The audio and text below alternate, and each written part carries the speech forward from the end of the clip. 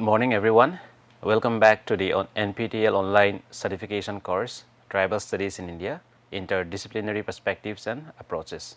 Today we will be doing our lecture number 52 titled Social Movements, Tribal Activism and Tribal Rights. Now any student of social science will know that social movements is a very important part of the understanding of any kind of community or any kind of society, and social movement is something which is very common in many parts of the world, and it helps us to understand the history of the society or the specific communities.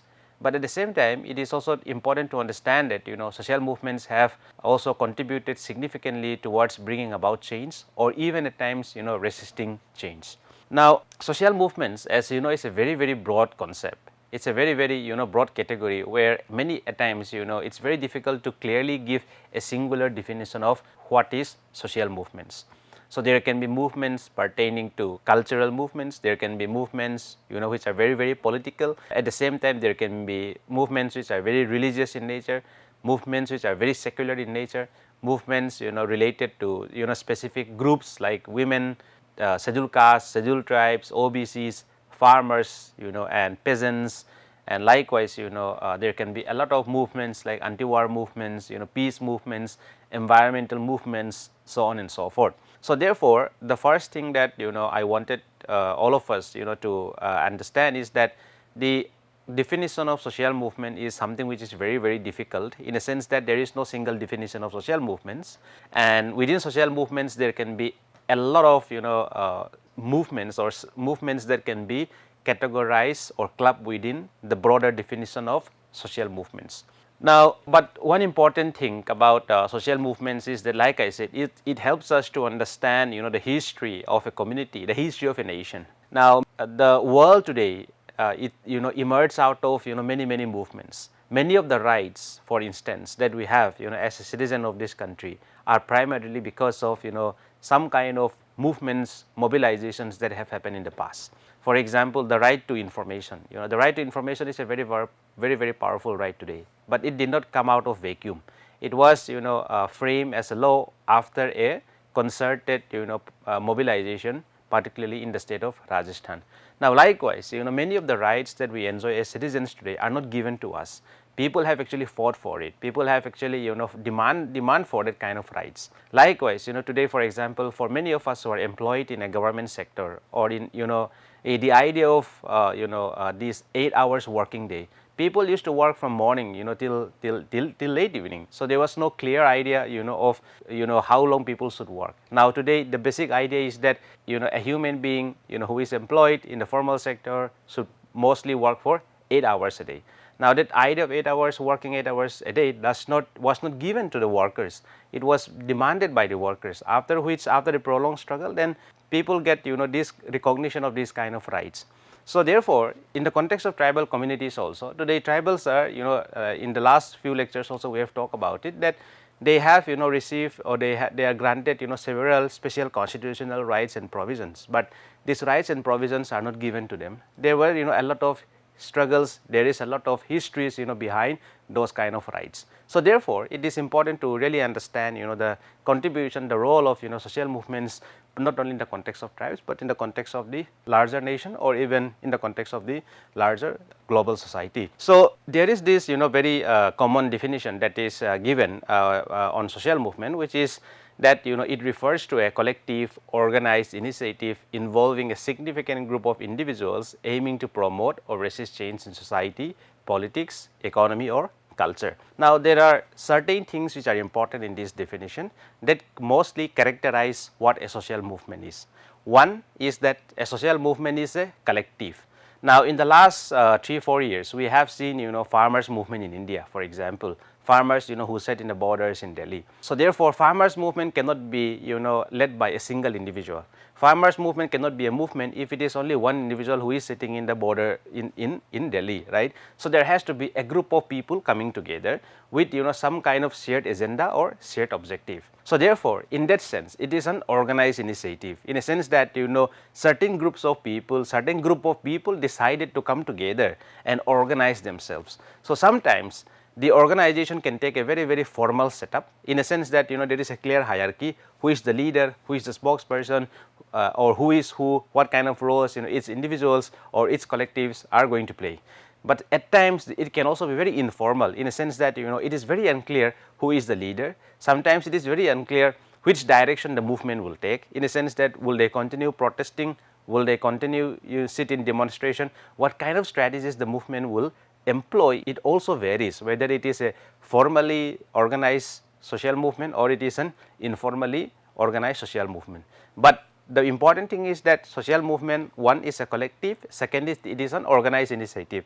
Only when people think that they are being affected by something, or if people think that they should be part of the movement, then there has to be some kind of organization, because people are coming together.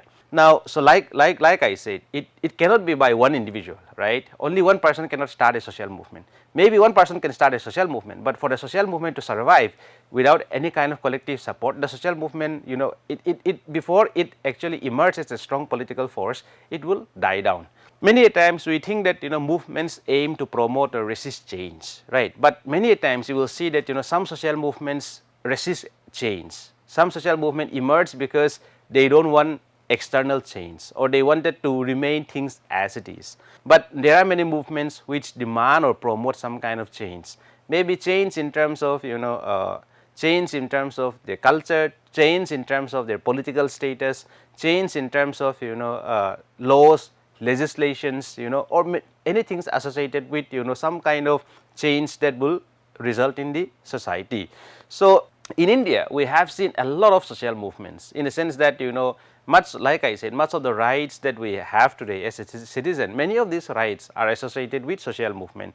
So in some sense, one can say that these social movements essentially aim to promote some kind of change. But like I said, there are also movements that actually resist change, that demand status quo, or that demand any kind of change coming from the outside. So in the context of tribal communities, there has been a lot of movements, and characterizing these movements is also at times very difficult. And scholars have tried to use different parameters and criteria to actually classify social movements in the context of tribal communities. Now, if you talk about, say, the state of Jharkhand, if you talk about Chhattisgarh, if you talk about Bengal, Gujarat, or even Rajasthan, or even if you talk about the states in the northeast like Meghalaya, Mizoram, Manipur, Arunachal, Nagaland, you will see that there are a whole lot of movements that has happened in the past that are happening today. So many a times it is very difficult to categorize the different kinds of movements, right? So in that context, scholars have tried to classify tribal movements using different approaches and different criteria. So we will quickly try to look at what are the ways in which social scientists have attempted or tried to classify tribal movements. One is that scholars like Kathleen Gough, A.R. Desai, and Ramachandra Guha saw tribal movements as a part of the larger peasant struggles, because they considered that many tribal communities have practiced chattel farming. So the kind of demands that peasants have is deeply integral or deeply interlinked with the kind of issues that tribal communities have faced, for which scholars like Kathleen Gough, Desai, and Guha, they see tribal movements as a part of the larger peasant struggles. Now, this is in some sense quite convincing, in the sense that if you look at many of the tribal movements, they are closely associated with land, they are closely associated with resources. Now, peasant struggles, the term peasant itself signifies that it has to do with farming, it has to do with land. So therefore, it is quite convincing that these three scholars have classified or put tribal studies within the broader rubric of peasant struggles. However, a very noted anthropologist in India, K.S. Singh, critiqued this view, arguing that tribal societies are distinct due to their relative isolation from mainstream society, which can also affect how their movements are led, organized, and mobilized. Until the late 1960s, tribal movements did not receive the kind of scholarly attention it deserved. So from the 1960s onwards only, social scientists have began to seriously pay attention to tribal movements. Now we will look at a more concrete attempt made by different scholars to classify tribal movements. The first is by Mahapatra, who was one of the first to attempt or to classify tribal movements, and he observed different type of movements, particularly in the context of Eastern India. One is political parties based on interethnic cooperation, second is ethnic based pressure groups seeking upward mobility, third is cultural revival and regeneration efforts, fourth is religious movements and student led activism. Now, you can see that Mahapatra tried to actually make a kind of distinction within tribal movements on the basis of on the basis of maybe the nature of the movement, on the basis of the kind of demands or objective that the movements have. But you can see that there is an attempt to make a distinction within tribal movements. Now, what is the basis of this distinction? Why did he categorize this? What are the parameters that Mahapatra used to distinguish different types of tribal movements? One is internal, that is, if the movement is emerging from within the community itself, or if the movement is being influenced by external agents, right. For example, activists going to the tribal society and mobilizing the people from which there emerge some kind of movement. But there are also many movements which have emerged from within. The leaders of the tribal themselves, the kind of people who participated, the masses or the collectives are essentially tribals. So therefore, Mahapatra make this distinction that sometimes movement can be led from within, sometimes movement can be led from the outside. Attitudes towards existing society, from conservative to revolutionary or reformative. Focus area, whether they are targeting norms, general society or values. So attitude towards existing society, many a times you will see that demand for equal rights between men and women, for example, even in tribal society, is being resisted, and this resistance was also something that that came to light in the context of Nagas also, when there was an attempt to implement the 33% reservation for women in urban local bodies. The Nagas civil society groups were in strong protest, saying that it is going against the tradition of the Naga communities. So in some sense, one can say that the kind of movement that emerged in that context is conservative, in a sense that they demand the status quo, that the public domain, essentially the political domain, is for men and not for women. So the focus area, whether targeting norms. So in the example that I just mentioned about the Naga case, they are specifically targeting norms, right? The norms within the society, and that they resist the change that is coming from the outside. Connection to religion, religious or secular. Like I said, there are many movements, not only in the context of tribal society, which are religion inspired, but at the same time there can be also movements which are secular, in a sense that political movements that does not necessarily have religious overtone. Involvement in politics, whether they are political, whether they are apolitical, or whether they are revivalists. So involvement in politics can also be about movements that are demanding some kind of autonomy, or movements that are being supported by political parties, mainstream political parties. So it can take different forms, right? Response to being a minority, emulating others, or strengthening tribal identity. So in many cases, there are also movements that seek to restore what is seen as the golden past or return to earlier tradition and ways of life. In contrast, a conservative movement, it aims to preserve the current state of society and resist any major change. Now, the case of Nagaland that I mentioned in the past, today it may no longer be an issue today, but then there was a point some few years back that there was a strong resentment against the implementation of 33% reservation for women in local bodies. Now, what it says is that basically it is going against the Naga way of life, the Naga traditions and culture. So therefore there was a movement that actually resists that kind of change, right? On the other hand, we have movements like revisionary or revolutionary movements that focus on changing or reforming society. It also can come in different forms. It can basically be about reforming the customary laws, or it can also be demanding different kind of political status. It can be also about trying to improve the socio-economic condition of the people. So movements that essentially try to bring about some kind of positive change in the society.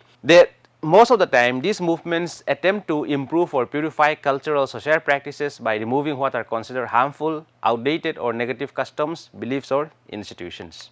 Now, another very prominent scholar by the name Surajit Sinha divided tribal movements into 5 broad types. One is the first ethnic uprisings in the colonial period, reform movements like the Bhagat movement among Arounds, movements for autonomy within India, that is for example the Jharkhand movement, agrarian movements, and the other kind of movements that Surajit Sinha essentially talks about is movements inspired by religion. So we will look at the details of this, and most of the movements that I have mentioned here are very popular movements, right. They are very popular in the sense that they were at the heart of tribal movements, particularly during colonial period. For example, if you talk about the Santhal rebellion in the 1850s, it came up much prior to even the first sort of India's independence, that tribal communities such as the Santhal have rose up in revolt against the colonial state. And there are movements for autonomy within India basically that demand that demand separate statehood. A good example is the Jharkhand movement, but at the same time there are also a lot of movements in the northeastern part of India which essentially demand some kind of internal autonomy within the framework of the Constitution of India. So the character of tribal movements, it varies depending on several factors, and according to Sinha, the level and nature of tribal movements in unity based movements are influenced by several key factors. One is their geographical location in relation to dominant farming communities, that is essentially peasant communities, their population size, and how much they have contact with the non-tribal groups. Now, Surajit Sinha make this claim that the kind of movements of whether the kind of unity based movements that we see in tribal society are not entirely dependent on the community itself, but it also it is also dependent on certain key factors or external factors. For example, how their population size, but at the same time how much contact they have with other non-tribal groups, and this contact becomes important in terms of whether the what is the response of the non-tribal groups towards the kind of movements that the tribals are leading, whether they are supporting it, whether they are opposing it makes a lot of difference.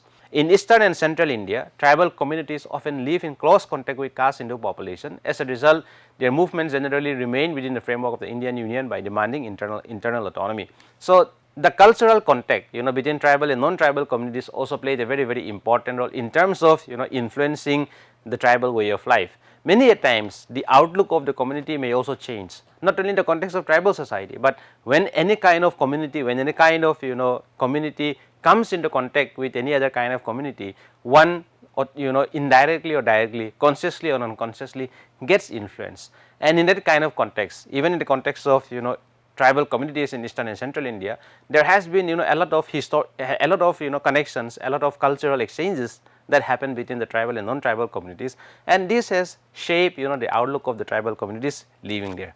Now, K.S. Singh identified three historical phases of tribal movement. Now, for K.S. Singh, the categorization of tribal movements is based on periods when these movements happen. Now, this is a very different way of categorizing or classifying tribal movements. The first is 1795 to 1860, that is during the early British rule, the kind of movements that emerged pretty early on when the British landed in India. The second phase is 1861 to 1920, which was a time when the colonial state began to deepen its control and rule in India, and many parts of tribal areas or tribal regions began to be integrated into the larger colonial economic systems, by which we begin to see a lot of exploitation, a lot of economic exploitation pertaining to land, pertaining to water, pertaining to forest resources.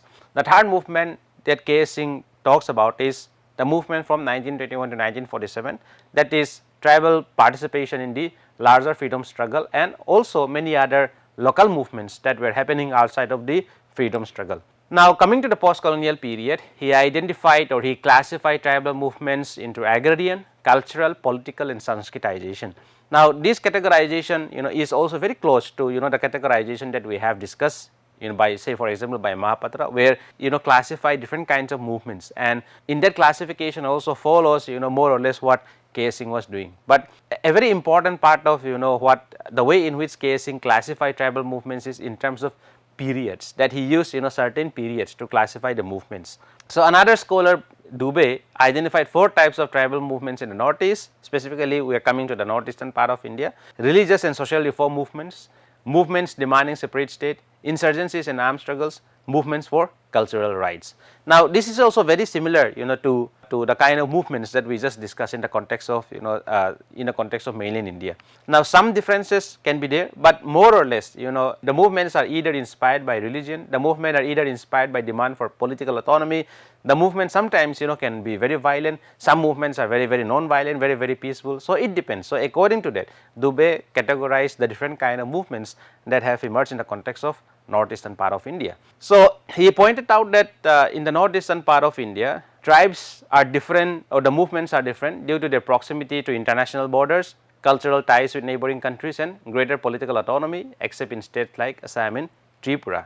So, Dubé attributes that in some sense social movements in the northeast or among tribal communities in the northeast are essentially different because of their proximity to international borders, and many of these communities have a very strong cultural ties with people living, say for example in Myanmar, people living in Thailand, people living in China. So therefore this kind of difference culturally and geographically play a very important role in terms of the nature of social movements emerging from the region.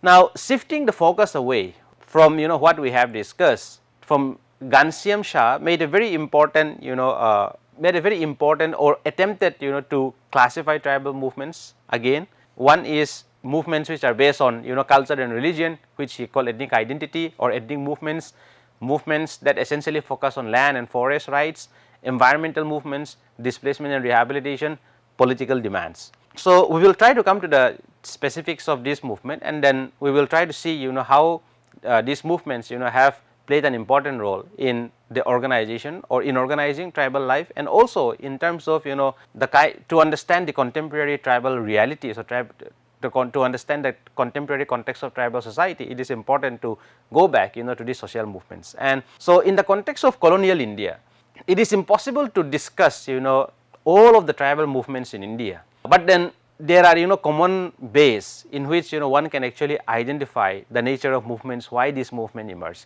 These movements in the colonial India emerged primarily as a response to the intrusion of the colonial state in tribal areas, and the intrusion of the colonial state was followed by dispossession of tribals from their kind of resources, and the community begin to lose autonomy, social cultural autonomy, political autonomy, autonomy over their resources. So, you will see that from the 18th century onwards there were a lot of tribal movements all over India, and many a times these movements are relatively unknown. But you will see that over a period of time, in the last 200-300 years of colonialism in India, tribal communities have responded to the colonial state in different ways. One is that some of them enter into direct confrontation with them, they directly confronted the colonial state, while there are other communities who organized long-term movements led by local leaders, demanding their rights and expressing national or regional aspirations. Some tribes also began cultural or religious reform movements. Now, some tribes fought directly. For example, the Santhal rebellion, you will see that there was an attempt there was a direct confrontation of the colonial state, and there are also movements that were religion inspired. For example, in northeastern part of India, there were a lot of movements which resist the entry of the colonial state, right. So, these movements were very much strongly inspired by culture, strongly inspired by the religious beliefs. Before the onset of colonial rule, majority of tribal communities live in relative isolation, managing their own affairs, land and resources through traditional customs and rules.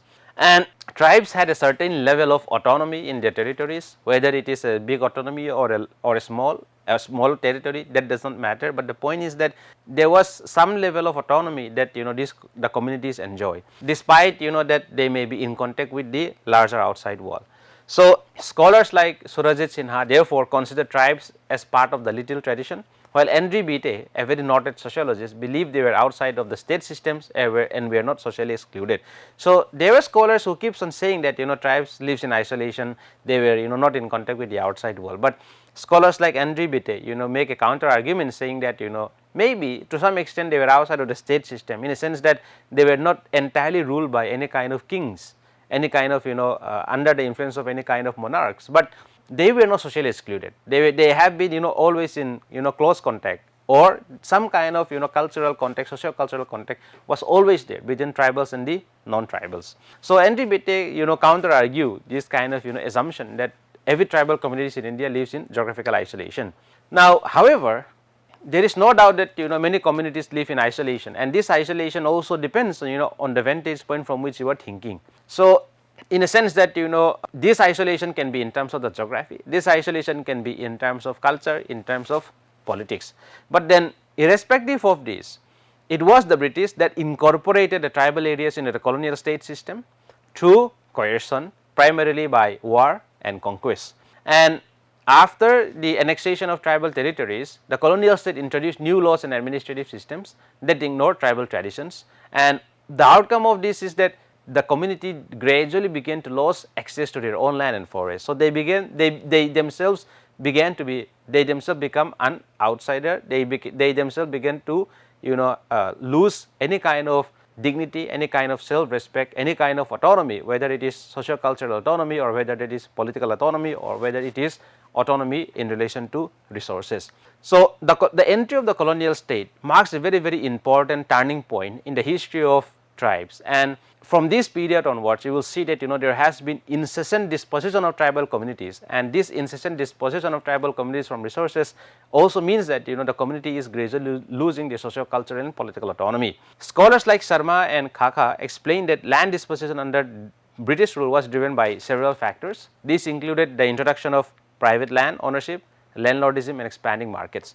Now, the colonial state, the Britishers were in India primarily because of their economic interests, right. They came here as the East India Company landed in India, and it started it started its business operations, and over a period of time they colonized India. So, for 200 years they have fully exploited the country. So, therefore, one cannot undermine the kind of exploitative mindset of the colonial state, and this was experienced in a very, very harsh manner, in a very, very brutal manner by the tribals, in the sense that they destroyed the entire economic systems of the tribal communities by introducing private land ownership, landlordism, and also integrating them into a market systems which was totally in favor of the colonial state. Secondly, roads and railways were made and making tribal areas or regions more accessible, leading to large scale land transfer from tribes to outsiders, and this was often done through fraud, coercion and debt. So, you will see that one of the primary reason why many social movements emerged during the colonial period was essentially because tribes were losing autonomy, tribes were losing control over their resources, and one of the resources was land. Because many tribal communities relied on oral traditions and were largely illiterate, they did not have proper land records, which made it easy for others to cheat them. So, therefore, you will see that there are a lot of frauds, there are a lot of land dispossession through force or coercion, and there were a lot of land dispossession due to debt bondage. Now, many a times, since these lands are owned by through customs and or customary laws are the ways in which tribal communities organize themselves economically. So, there is hardly any records about their properties, right. So, in that kind of situation, the colonial state take advantage of these situations and use it as to deprive tribal communities from their land, from their resources. The colonial government claimed control over forests, stopping tribes from gathering essentials like firewood. Tribal lands were declared reserve forests, cutting off their access. So, the colonial state employed multiple tactics, and one was, for example, the introduction of private property. Second is that by declaring certain areas as reserve forests, by which the community no longer have access to forest resources, but also they were thrown out of these areas. So, no one can live in the reserve forest, right, they have to be expelled. Meanwhile, traders, money lenders and merchants gained control over tribal land. As a result, many tribes revolted against these oppressive colonial policies.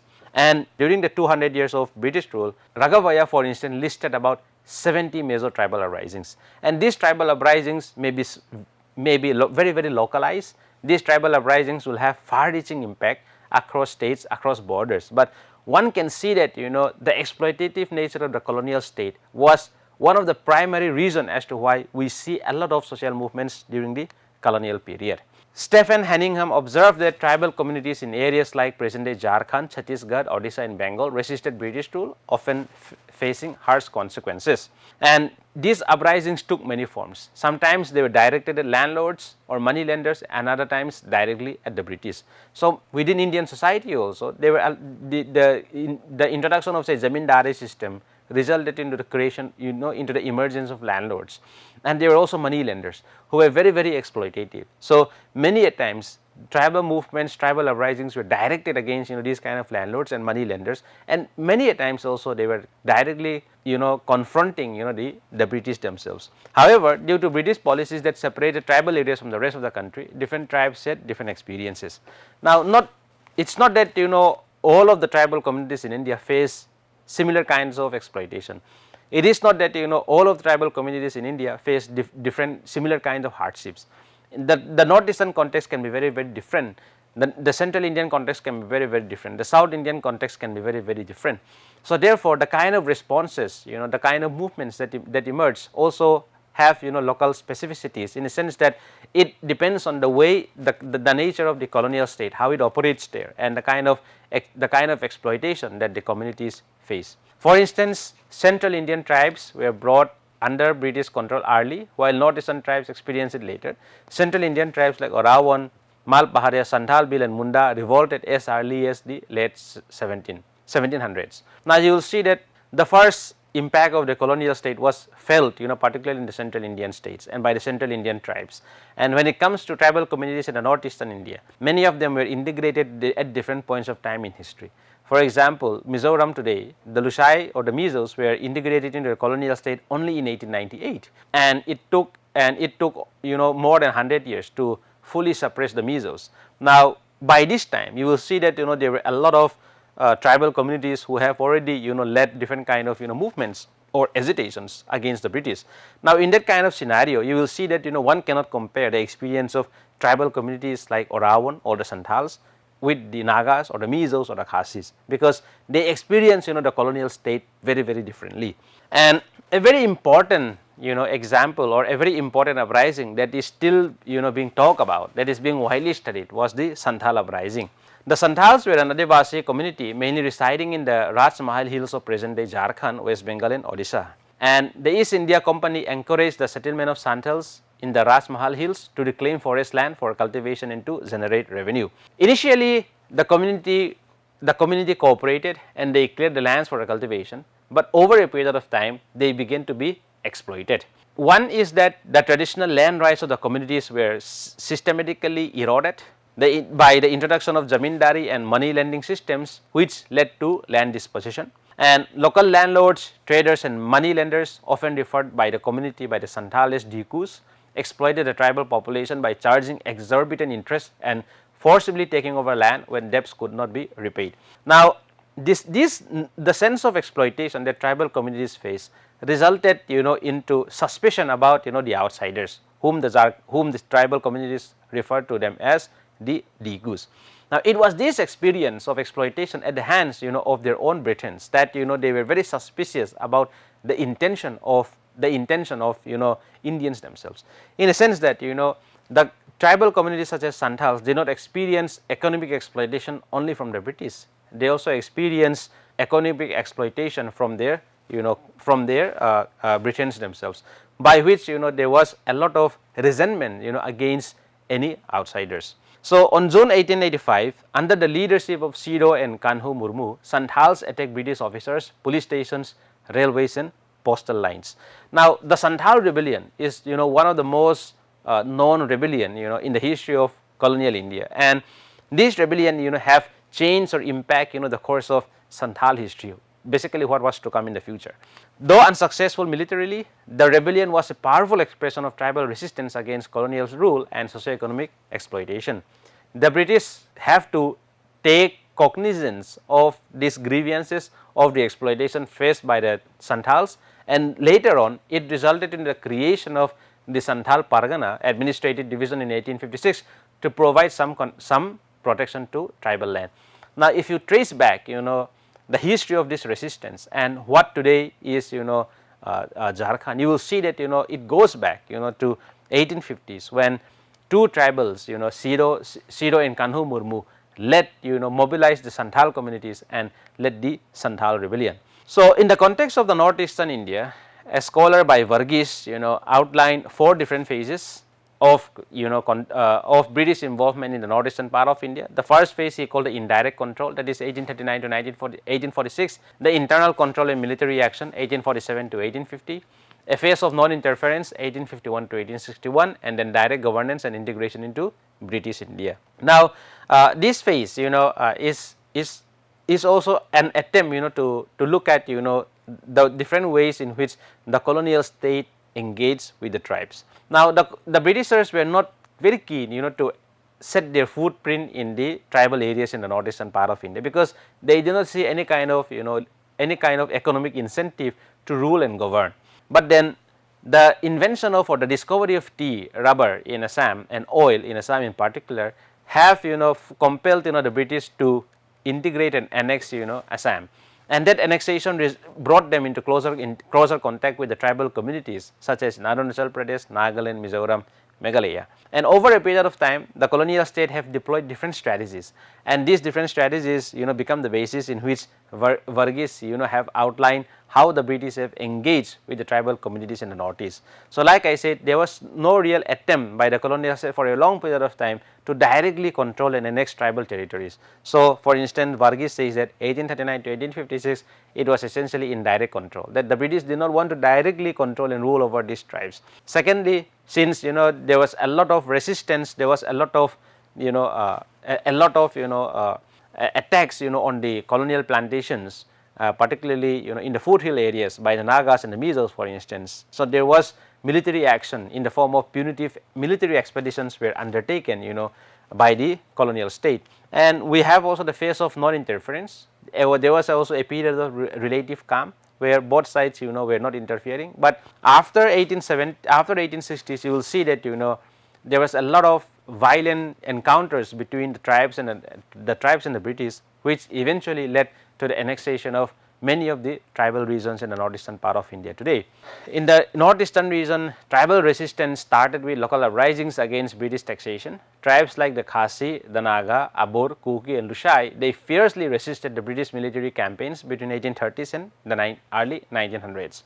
In 1861, there were peasants in central Assam, especially from the Tiwa tribe, supported by the Kacharis and the Kaibertas, protested against British revenue policies in what became to be known as the Phulaguri uprising.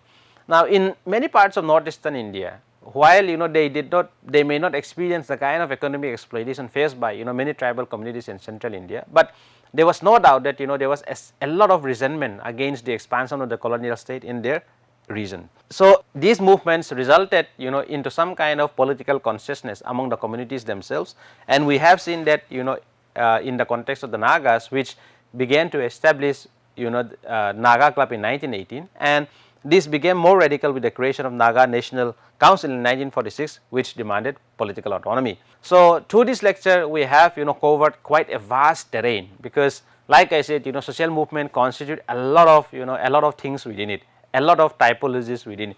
There can be ethnic movements, there can be religious movements, there can be political movements, there can be reformation movements, there can be environmental movements, so on and so forth, labor movements, agrarian movements, So, in that kind of situation, it is very difficult to cover a lot. But in this particular lecture, what we essentially wanted to understand is the movements that emerged in the context of the colonial period. So, what we see essentially is that much of these movements that emerged during the colonial period among the tribal communities was in response to the kind of disposition that the communities face, and it continues to have a lot of significance even in contemporary tribal society, in a sense that the communities continue to take inspiration from these movements, continue to organize themselves socially, economically and politically, and the movements that emerged during the colonial state during the colonial period continue to have a huge impact in terms of the way in which the tribal communities organize themselves. So, it is in this context that it is important to discuss and have a proper understanding about the kind of movements that emerged in the past and how these movements have contributed or impacted the contemporary condition of tribal communities today. Thank you so much.